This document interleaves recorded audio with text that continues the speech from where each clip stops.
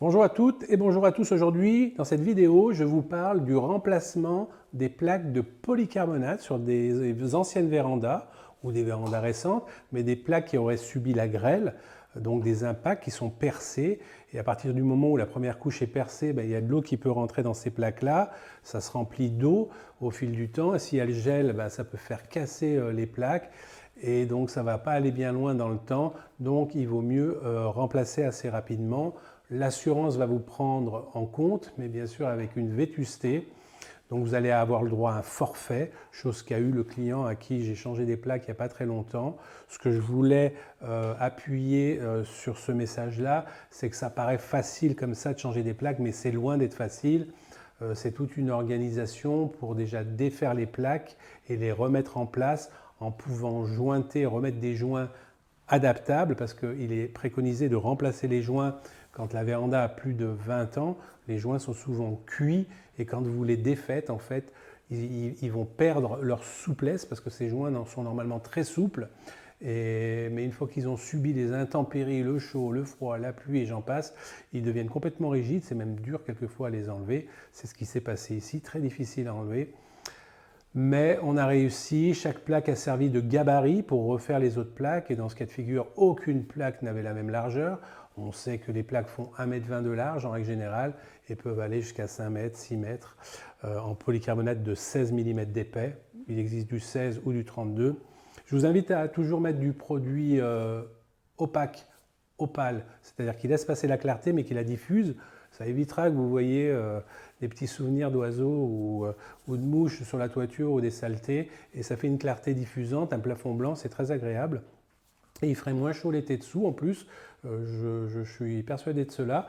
Ça paraît simple comme ça, mais ça l'est pas non plus, parce que quand on coupe les plaques, vous avez des copeaux qui rentrent dans le creux des alvéoles, et donc il faut les souffler, donc il faut un compresseur pour bien souffler un maximum de copeaux qui puissent rester dedans.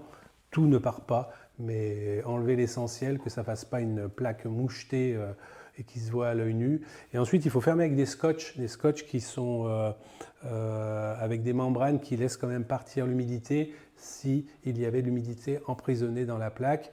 Donc c'est une membrane, c'est un scotch aluminé couleur inox, mais il y a une petite membrane respirante et ça évite que les insectes rentrent dedans, fassent leur nid, restent coincés, meurent parce que le soleil brûle d'un coup. Et j'ai déjà vu des plaques de polycarbonate comme ça avec des lézards complètement figés. C'est déco, mais c'est pas top.